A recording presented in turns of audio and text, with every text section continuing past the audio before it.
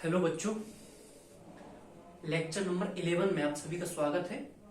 और lecture number 10 total 10 lecture अपन record कर चुके हैं एटम चैप्टर पर। चैप्टर नंबर 12 है, नाम है चैप्टर का एटम, 12th क्लास की फिजिक्स का, जिसमें हम 2-3 शुरुआती लेक्चर में जो थ्योरेटिकल पार्ट है बोर मॉडल के बारे में, वो किस किस साइंटिस्ट ने अपने क्या क्या लो दिए, क्या क्या उनके ड्रॉबैक्स थे, क्या क्या फेलियर्स थे, उन पर चर्चा की। उसके बाद अपन बोर मॉडल पर इलेक्ट्रॉन कैसे मूव करता है, आपका न्यूक्लियस कैसा रहता है, न्यूक्लियस का साइज के बारे में रदरफोर्ड ने क्या बताया, या फिर बोर मॉडल से इलेक्ट्रॉन जिस ऑर्बिट में मूव करता है उसकी रेडियस कैसे कैसे कैलकुलेट करते हैं, और उसकी रेडियस नंबर ऑफ ऑर्बिट से किस तरीके से रिलेशन रखती है, या फिर बात करें कि इलेक्ट्रॉन जो मूव करता है उसकी स्पीड कैसे काउंट करते हैं अपन, या फिर वो कितने टाइम में अपना कंप्लीट रिवॉल्यूशन कर लेता है, मतलब time period of electron around the nucleus inside the atom.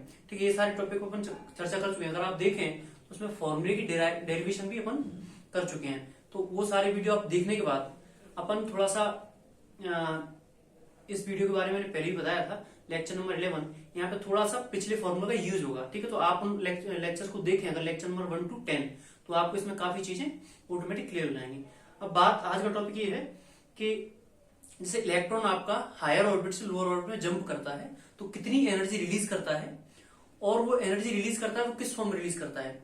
तो उसका जवाब है कि वो रेडिएशन के फॉर्म में एनर्जी रिलीज करता है। रेडिएशन के फॉर्म में आप समझ लीजिए, मतलब जैसे प्रकाश की किरणें आती हैं, आपकी लाइट रेज जो आती हैं, ऐसे ही आपकी अलग अलग वेवलेंथ की, अलग अलग कलर्स की, या फिर कुछ विजुअल होती है कुछ इनविजिबल होती है, इस तरीके की आपको लाइट वेव्स या फिर बोले इलेक्ट्रोमैग्नेटिक वेव्स के फॉर्म में उस एटम से एनर्जी आपकी रिलीज होती है।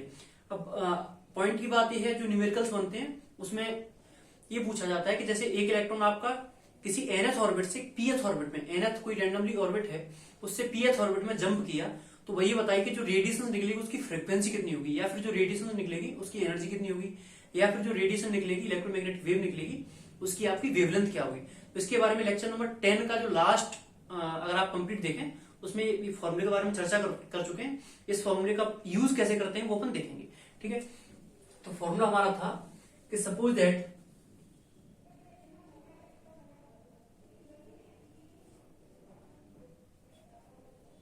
the wavelength of electromagnetic wave when electron transits from nth orbit to pth orbit. कई किताबों में आपको nth pth की जगह n1 n2 ऑर्बिट भी मिल जाएगा। समझ लीजिए क्वेश्चन क्या कहना चाह रहा है। क्वेश्चन ये कहना चाह रहा है, ये आपका एटम है सपोज है, तो ये आपका न्यूक्लियस, इलेक्ट्रॉन आपका ये है आपका pth ऑर्बिट, ये है आपका nth ऑर्बिट। ये pth अपन एक वेरिएबल नाम ले रहे हैं, हो सकता है वो 7th से बोल दे 3rd में आ रहा है, या फिर बोल दे 9th ऑर्बिट से आपका इलेक्ट्रॉन जंप किया 3rd में, या फिर आपका इन्फिनिटी से किया 1st में। इस तरीके से आपको क्वेश्चन देगा, वो ऑर्बिट का नंबर बताएगा। हम एक फॉर्मूला ड्राइव किए थे जिसमें हमने माना था कि nth ऑर्बिट से इलेक्ट्रॉन ने जंप किया आपका pth ऑर्बिट में। सबसे पहली बात, इस केस में होगा क्या, एनर्जी रिलीज करेगा या फिर एनर्जी एब्जॉर्ब करेगा। तो देख लीजिए यहाँ पर जब इलेक्ट्रॉन मूव कर रहा था उसके पास ज्यादा एनर्जी थी, हायर ऑर्बिट है, हाई, तो यहाँ पे एनर्जी का लेवल हाई रहेगा। जब हाई लेवल से वो लो लेवल में आएगा तो वो क्या करेगा, जो भी उसके पास एक्स्ट्रा एनर्जी है वो उसको रिलीज कर देगा। तो रिलीज करेगा, एक वेव निकलेगी, इलेक्ट्रोमैग्नेटिक वेव के फॉर्म में उससे एनर्जी निकलेगी। तो फिर जब एनर्जी निकलेगी तो एनर्जी पता चल जाए आपको, तो फिर आप उसकी वेव की वेवलेंथ भी बता सकते हो और उसकी फ्रीक्वेंसी बता सकते हो। ठीक है, सारी चीजें बता सकते हैं। देखिए कैसे, इसको अगर फॉर्मूले इस लाइन फॉर्म में ड्राइव करना चाहें इस तरीके से, सपोज दैट ये आपका n इक्वल टू 1, मतलब ये आपका फर्स्ट ऑर्बिट है, ये n इक्वल टू 2 ये आपका सेकंड ऑर्बिट है, और ये आपका n equal to 3rd orbit है, ये आपका 4th ऑर्बिट है। इस तरीके से 5th ऑर्बिट, 6th, तमाम ऑर्बिट, और टोटल नंबर ऑफ ऑर्बिट है आपके इनफाइनाइट। ठीक है, तो इनफाइनाइट ऑर्बिट है, और आपका इलेक्ट्रॉन एक हायर ऑर्बिट से, सपोज दैट इस ऑर्बिट से, इससे, तो सपोज दैट किसी भी nth ऑर्बिट से इलेक्ट्रॉन आपका जंप किया किसी pth ऑर्बिट में, p की वैल्यू आपकी 1 हो सकती है, 2 हो सकती है, 3 हो सकती है, 4 हो सकती है। तो जो वेव निकलेगी उसकी वेवलेंथ का फॉर्मूला लास्ट लेक्चर में डेरिवेशन भी किया था। तो वेवलेंथ का फॉर्मूला आता था 1/λ is equal to r 1/p² minus 1/n²। यहां पे lambda is the wavelength of wave emitting out from the atom on transmitting of electron from higher orbit to lower orbit. इसमें p क्या था? p वो orbit था जहां पर electron finally पहुंच रहा है। n क्या था? n वो ऑर्बिट था जहां से इलेक्ट्रॉन ने जंप किया या जहां से इलेक्ट्रॉन ने ट्रांजिट किया। तो इस तरीके से आपका फॉर्मूला था वेवलेंथ का। तो अलग अलग ये आपका रिवर्स कांस्टेंट था, इसकी वैल्यू थी reverse constant 1.1 into 10⁻7 metre inverse. ठीक है, इस तरीके का आर की वैल्यू थी। अगर आपको नंबर ऑफ ऑर्बिट ये बता दिया जाए कि आपका 7th से 3rd में आया या इनफाइनाइट से 2nd में आया या फिर 4th से 1st में आया, मतलब आपको सिर्फ ये बताया जाएगा क्वेश्चन में कि when calculate the wavelength of electromagnetic wave when electron transit from 7th orbit to 3rd orbit या 8th टू 1st, जो भी एक हायर ऑर्बिट दे दिया जाएगा आपको लोअर ऑर्बिट के बीच में एनर्जी पूछी जाएगी। तो दो तरीके से इस क्वेश्चन को कर सकते हैं अपन। एक तो डायरेक्ट एक एनर्जी का फॉर्मूला होता है। एनर्जी का फॉर्मूला जैसे आप 4th ऑर्बिट की एनर्जी निकालो और 4th ऑर्बिट की निकालने के बाद जिस ऑर्बिट में वो बात कर रहा है हायर ऑर्बिट की और लोअर ऑर्बिट की एनर्जी निकालो। हाई एनर्जी में से लो एनर्जी आप माइनस कर दो, डायरेक्ट आपकी एनर्जी आ जाएगी। और अगर एनर्जी आ जाएगी तो E इक्वल टू एक फॉर्मूला होता है E equal to h nu energy का। Energy is equal to h nu. Here h is the Planck constant, ये कांस्टेंट है। इसकी वैल्यू थी 6.6 इंटू 10⁻34 और न्यू है आपका फ्रीक्वेंसी ऑफ द वेवलेंथ। और न्यू में और लैम्डा में रिलेशन होता है, इसको दूसरे तरीके से लिख सकते हैं अपन Sc/λ, because since nu equal to C/λ, ये रिलेशन होता है आपका frequency equal to speed of light upon wavelength. तो इस तरीके से आप अगर आपको एनर्जी कैलकुलेट कर लिया आपने तो E इक्वल टू एच ये फॉर्मूला लगाएंगे तो आपकी फ्रीक्वेंसी आ जाएगी। या फिर आपको इसको नहीं यूज करते हो आप Sc/λ वाला फॉर्मूला लगाएंगे। H आपका कांस्टेंट है, C speed of light constant है, तो आपकी वेवलेंथ आ जाएगी। या फिर अगर कैलकुलेट नहीं करना चाहते हैं, सिर्फ आप वेवलेंथ कैलकुलेट करना चाहते हैं तो 1/λ equal to r into 1/p² minus 1/n²। इससे भी आर की वैल्यू आप पुट करेंगे, इससे भी आपका डायरेक्ट आंसर आ जाएगा। वेवलेंथ आ गई तो Sc/λ से आपकी एनर्जी आ जाएगी। मतलब कुल मिला के कहने का मतलब है अगर किसी भी वेव की या तो आपको वेवलेंथ मिल जाए या फिर आपको फ्रीक्वेंसी मिल जाए, आप उसका सारा का सारा इतिहास, सारी फैमिली मेंबर्स जो भी उसके फैक्टर्स है वो आप आसानी से बता सकते हैं। ठीक है, और ये भी बता सकते हैं कि जो वेव निकलेगी वो आपको विजिबल होगी, इनविजिबल होगी, उसका कलर किस तरीके का, क्योंकि हमें वेवलेंथ पता चल गई। वेवलेंथ से बता सकते हैं कौन सी रेंज में आपकी वेव लाई करेगी, तो विजिबल होगी, इनविजिबल होगी, कौन सी कलर की होगी, या फिर उसका नाम क्या होगा। अब बोर ने क्या किया, बोर ने अलग अलग ऑर्बिट से अलग अलग जंप करने पर अलग अलग जो वेव निकली उनके अलग अलग नाम दिए। तो देखते हैं क्या दिया उसने। बोर ने बताया कि जब इलेक्ट्रॉन किसी भी हायर ऑर्बिट से फर्स्ट ऑर्बिट में जंप करेगा, when electron jump from any higher orbit to the first orbit, या फिर when we can say in other words that suppose that electron is transiting from a higher orbit of high energy level to the lower first orbit of low energy level. Suppose that यहां से आपका electron jump किया infinite से आपका electron jump किया, तो कुछ इस तरीके से डायरेक्ट उसने जंप किया आपके फर्स्ट ऑर्बिट में। या फिर सपोज अपन मान के चलें कि आपका इलेक्ट्रॉन इस ऑर्बिट से आया, उसने फाइनली जंप किया इस ऑर्बिट में। या फिर बात करें वो आया आपका 4th ऑर्बिट से उसने जंप किया फर्स्ट ऑर्बिट में, या फिर यहां से जंप किया उसने किया इस ऑर्बिट में, या फिर 3rd से किया फर्स्ट ऑर्बिट में, या फिर 2nd से किया फर्स्ट ऑर्बिट में। मेरा कहने का मतलब सिर्फ ये कि इलेक्ट्रॉन हायर लेवल पर कहीं से भी आए, अगर आपका इलेक्ट्रॉन फाइनली आके रुक रहा है ग्राउंड स्टेट पे, इलेक्ट्रॉन आपका फर्स्ट में आए, 2nd से 3rd से 4th से या इनफाइनाइट से आए और फाइनली आपका इलेक्ट्रॉन आके रुक जाए आपका फर्स्ट ऑर्बिट में n इक्वल टू 1 में, तो जो सीरीज निकलेगी ये एक ग्रुप बन जाएगा। इसको बोलेंगे अपन फर्स्ट लाइन, क्योंकि फर्स्ट सपोज दैट ऐसा मान लीजिए कि है आपका यहाँ पे इलेक्ट्रॉन को जाना है। सपोज दैट अपना घर है, अपने घर के पास में कोई फंक्शन है या फिर कोई घटना हो जाती है, तो सबसे पहले कौन आएगा? तो सबसे पहले वो आएगा कि अपना पड़ोसी आएगा या फिर अपना दूर का रिश्तेदार आएगा जो बहुत दूर है। तो अपन जवाब देंगे कि सबसे पहले हमारा जो पड़ोसी आएगा। ठीक है, तो सबसे पहले इलेक्ट्रॉन ग्राउंड स्टेट में वगैरह फर्स्ट स्टेज में कहां से आएगा? आपका 2nd ऑर्बिट से। ठीक है, तो 2nd से जो फर्स्ट में आएगा उसको बोलेंगे अपन फर्स्ट लाइन, और जो थर्ड से फर्स्ट में आएगा उसको बोलेंगे सेकंड लाइन, और जो फोर्थ से इसमें आएगा उसको बोलेंगे अपन थर्ड लाइन। इस तरीके से अपन लाइन बोलेंगे। लास्ट लाइन क्या होगी? लास्ट लाइन होगी जो सबसे दूर होगा, वो इलेक्ट्रॉन जब फर्स्ट ऑर्बिट में आपका ट्रांजिट करेगा तो उसको अपन क्या बोलेंगे? It is the last line of series. दूसरी बात, इस सीरीज का नाम क्या देंगे? ये आपकी फर्स्ट लाइन होगी जो बिल्कुल पड़ोस से आई, मतलब 1 में आई सेकंड ऑर्बिट से, तो ये आपकी होगी first line of series.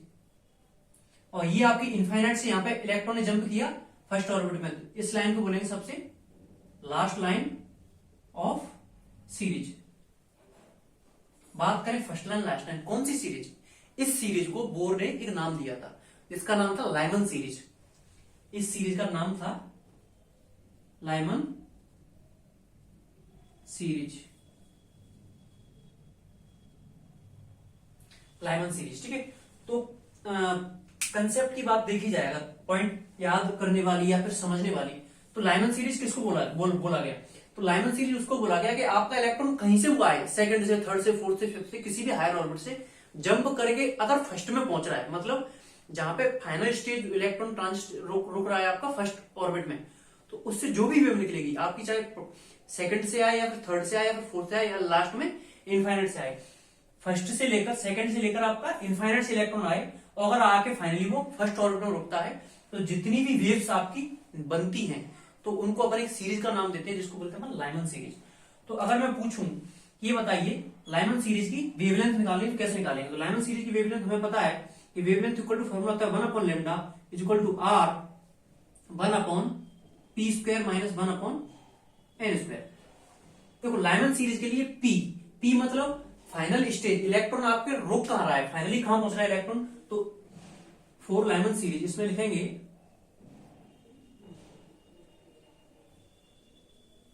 For Lyman series. देखिए 1 अपॉन लैम्डा, हमें लैम्डा कैलकुलेट करना है, आर हमारा कांस्टेंट है, तो फॉर लाइमन सीरीज पी की वैल्यू क्या हो जाएगी आपकी? पी की मतलब इलेक्ट्रॉन फाइनली कहां रुकेगा? इलेक्ट्रॉन जब फर्स्ट ऑर्बिट में जाकर रुकेगा तब हम उस सीरीज को बोलेंगे लाइमन सीरीज। तो पी की वैल्यू फिक्स हो गई आपकी 1। अब एन की वैल्यू क्या हो सकती है? तो एन की वैल्यू हो सकती है आपकी, हो सकता है इलेक्ट्रॉन सेकंड से आए, हो सकता है थर्ड से आए, हो सकता है फोर्थ से आए, और हो सकता है इलेक्ट्रॉन इनफाइनाइट से आए। इलेक्ट्रॉन कहीं से भी आए, अगर आपका फाइनली फर्स्ट ऑर्बिट में आके गिर रहा है तो उससे जो भी वेव्स निकल रही हैं उस सारी वेव्स की सीरीज को अपन क्या बोल रहे हैं? Lyman series.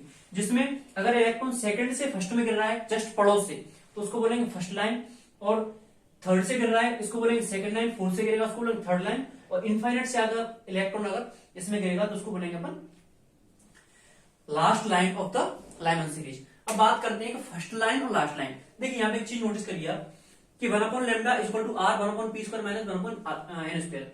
यहाँ पे 1 अपॉन पी स्क्वायर कॉन्स्टेंट है क्योंकि लाइमन सीरीज के लिए, क्योंकि पी की वैल्यू आपकी फिक्स हो गई।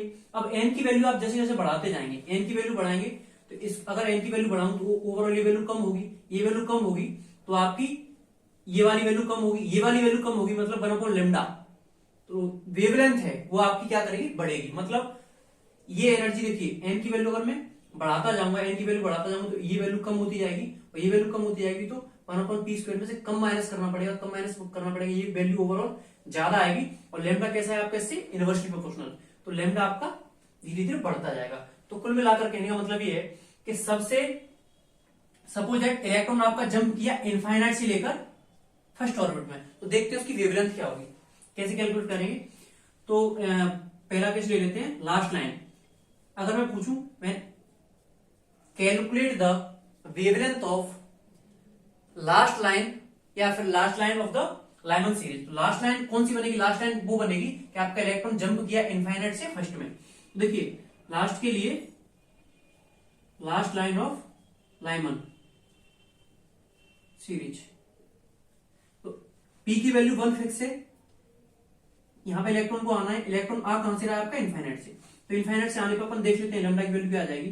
तो 1 upon lambda is equal to R की वैल्यू पुट कर रहा हूं मैं 1 अपॉन 1.1 इंटू 1 अपॉन पी, मतलब जहां पे इलेक्ट्रॉन पहुंचा तो 1 का स्क्वायर माइनस जहां से इलेक्ट्रॉन आया, इलेक्ट्रॉन चला था आपका इनफाइनाइट से, इनफाइनाइट का स्क्वायर। आप सब लोग जानते होंगे, नहीं जानते ध्यान लीजिए, 1 अपॉन 1 की वैल्यू 1 रहेगी आपकी, और 1 अपॉन इनफाइनाइट क्या होता है आपका? 0। तो 1 इसको कैलकुलेट करेंगे 1 आ जाएगा, और इसको 1 अपॉन इनफिनिट 0 आएगा, तो 1 में से 0 को माइनस करेंगे 1 आएगा, तो अल्टीमेटली आपकी 1 अपॉन लेमडा की वैल्यू आ गई कितनी, 1 upon lambda equal to 1.1 into 10 to the power 7, और इसकी यूनिट क्या थी, मीटर इनवर्स। लेकिन हमें लेमडा की वैल्यू कैलकुलेट करना है, तो लेमडा की वैल्यू कैलकुलेट करने के लिए क्या करेंगे, इसको इसका रेसिप्रोकल निकाल लेंगे, तो 1 upon 1.1 into 10 to the power 7, ये मीटर इनवर्स का जब यहाँ आएगा, तो फाइनली जो आपका आंसर आएगा वो, इस सीरीज को हटा देता हूं यहां से, तो ये इस वाली सीरीज की वेवलेंथ आएगी वो अप्रोक्स 912 एंगस्ट्रॉम के करीब आएगी। ठीक है, जैसे जैसे अपन आगे बढ़ते जाएंगे इन द सेंस इनफाइनाइट्स पे गए थे, सेकंड की बात करें तो यहां से जब इलेक्ट्रॉन जंप करेगा, तो देखिए अगर दूसरे तरीके से समझना चाहें, तो आपको पता है कि इलेक्ट्रॉन जितना हायर ऑर्बिट से जंप करेगा लोअर ऑर्बिट में उतनी ज्यादा एनर्जी रिलीज करेगा, और एनर्जी रिलीज करेगा, आपने अभी रिलेशन देखा E equal to S C upon lambda, मतलब जितनी ज्यादा एनर्जी होगी लेमडा उतना कम होगा। तो सबसे ज्यादा इलेक्ट्रॉन एनर्जी रिलीज कब करेगा, सबसे ज्यादा एनर्जी जब करेगा जब सबसे ज्यादा हायर ऑर्बिट में, मतलब इनफाइनाइट से जंप करके आ जाएगा वो फर्स्ट ऑर्बिट में, सबसे ज्यादा एनर्जी निकलेगी, सबसे ज्यादा एनर्जी निकलेगी, मतलब उस वेव की वेवलेंथ सबसे कम होगी, तो वेवलेंथ सबसे कम होगी आपकी, इनफाइनाइट से इलेक्ट्रॉन जंप किया। अब जैसे जैसे आपकी एनर्जी का लेवल, क्योंकि आपका ऑर्बिट का नंबर कम होता जा रहा है, तो आपका एनर्जी लेवल कम होता जाएगा। लास्ट वाले की कैलकुलेट करें तो इलेक्ट्रॉन आपका सेकंड ऑर्बिट से जंप किया था फर्स्ट में, तो सेकंड से जंप में फर्स्ट अगर जंप करना चाहें तो इसी फॉर्मूले में 1 अपॉन पी स्क्वायर जो था, यहाँ पे 1 अपॉन पी स्क्वायर, और वो जंप करता है अगर सेकंड ऑर्बिट से तो 1 अपॉन 2 का स्क्वायर, इसको सॉल्व करेंगे तो ये आ जाएगा आपका 1.1 इंटू 10 टू द पावर 7, ये वाली वैल्यू कॉन्स्टेंट वही रहेगी, 1 अपॉन 1 का स्क्वायर माइनस 1 अपॉन 4, तो ये आ जाएगा 1 माइनस 1/4, तो इसको देखा जाए तो 1.1 into 10 to the power 7 into 4, इसको एलसीएम लेंगे तो ये बचेगा आपका 3/4, तो इसको जब ये आई आपकी 1 अपॉन लेमडा की वैल्यू, तो लेमडा की वैल्यू जब निकालेंगे अपन, तो लेमडा की वैल्यू निकालने के लिए क्या करेंगे, सेम ये किया था, लेमडा के लिए क्या करेंगे, इसको रेसिप्रोकल ले लेंगे, लेमडा इक्वल टू आ जाएगा आपका 1 upon 1.1 into 10 to the power 7 into 3 divided by 4, तो 4 आपका ऊपर चला जाएगा। ठीक है, तो वेवलेंथ यहाँ पे देखिए, यहाँ पे थोड़ी सी वेवलेंथ आपकी बढ़ जाएगी, तो वेवलेंथ क्यों बढ़ी, क्योंकि यहां से इलेक्ट्रॉन ने जंप किया यहाँ पर, तो सीधी सी बात है सेकंड और यहाँ पे एनर्जी बहुत ज्यादा थी, यहाँ पे एनर्जी कम थी, तो इसका सेकंड ऑर्बिट का फर्स्ट ऑर्बिट का एनर्जी डिफरेंस कम था, तो एनर्जी से लेमडा कैसा रहता है आपका, इनवर्सली प्रोपोर्शनल, एनर्जी डिफरेंस कम है तो आपका लेमडा ज्यादा होगा, एनर्जी ज्यादा है तो लेमडा कम होगा, तो आपकी लेमडा की वैल्यू बढ़ती जाएगी। इसको 912 करीब ऐसे ऐसे भी आता है, 910, वही आपका 1215 एंगस्ट्रॉम, इस तरीके से आपकी लाइमन सीरीज। और अगर बात करें, ये बात की थी लाइमन सीरीज के बारे में, अब बात करते हैं और भी सीरीज बनेंगी, क्योंकि अभी हमने क्या किया, अभी हमने इलेक्ट्रॉन को हायर ऑर्बिट से जंप करा के और पहुंचा दिया फर्स्ट ऑर्बिट में।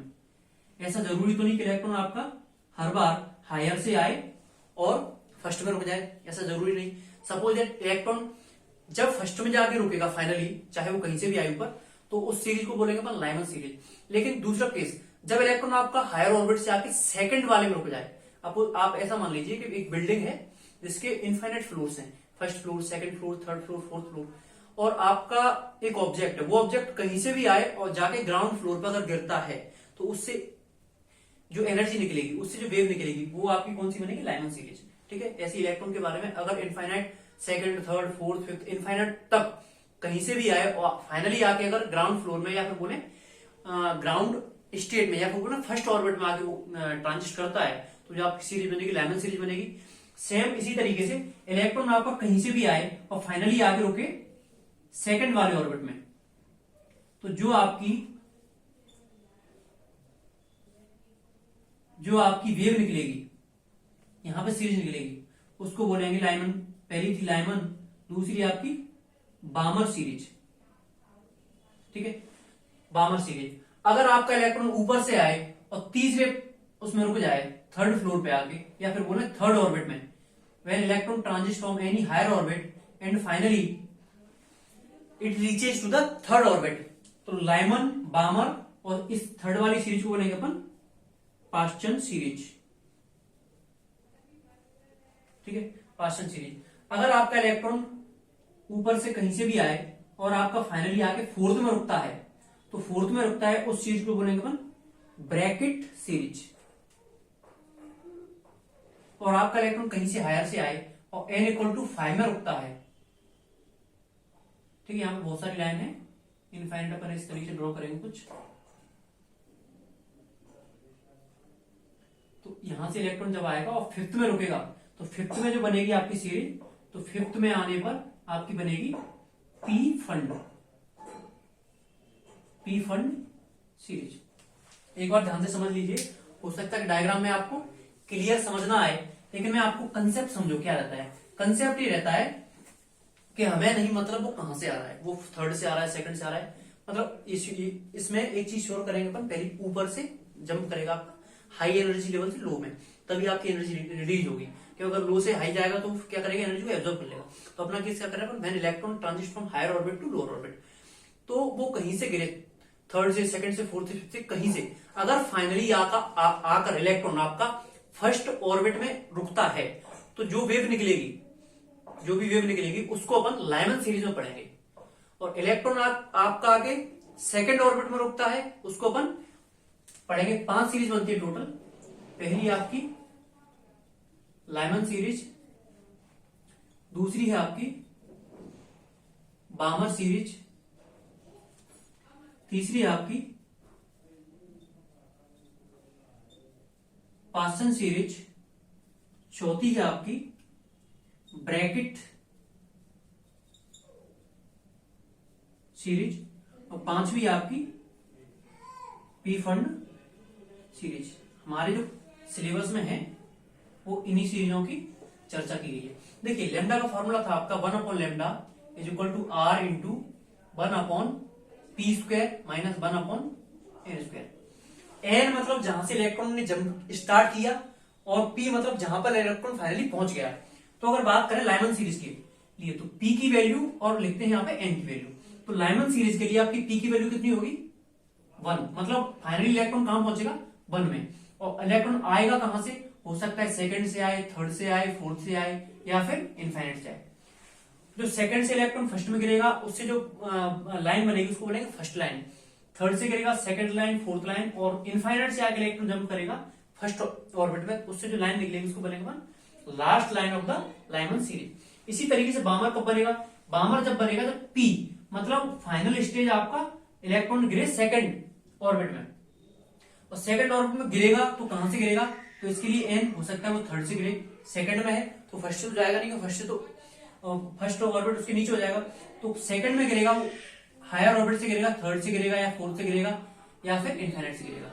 या फिर बात करें पासन सीरीज, तो पासन सीरीज में इलेक्ट्रॉन फाइनली रुकेगा आपका थर्ड ऑर्बिट में आगे, और थर्ड में रुकेगा तो ऑब्वियस सी बात है ऊपर से कहीं से आएगा, तो फोर्थ से आएगा, फिफ्थ से आएगा, सिक्स से आएगा, या फिर फाइनली इनफाइनाइट से आएगा। ठीक है, ऐसे ही ब्रैकेट सीरीज के लिए आपका फाइनली पी की वैल्यू 4 और पी फंड के लिए पी की वैल्यू आपकी 5। इस तरीके से इनकी वैल्यू आप लिख सकते हैं 5, 6, 7 आपकी इनफाइनाइट तक, और इसके लिए फिफ्थ में आ रहा है तो 6 तो 7 से इस तरीके से आएगा। तो न्यूमेरिकल अभी अपन न्यूमेरिकल करेंगे, कैसे न्यूमेरिकल पूछे जाते हैं, किस तरीके से क्वेश्चन बनता है। ठीक है, पहले समझ लीजिए लाइमन सीरीज का मतलब क्या है। लाइमन सीरीज मतलब इलेक्ट्रॉन कहीं से आए फाइनली आके फर्स्ट पर रुक जाए। लाइमन सीरीज इलेक्ट्रॉन कहीं से आए ऊपर वाले ऑर्बिट से और फाइनली आके सेकंड ऑर्बिट में रुक जाए, तो सीरीज बनेगी बामर सीरीज। और थर्ड में आए तो पासन बनेगी, चौथे में आए ब्रैकेट बनेगी, पांचवें आए पी फंड। ये सारी थोड़ा सा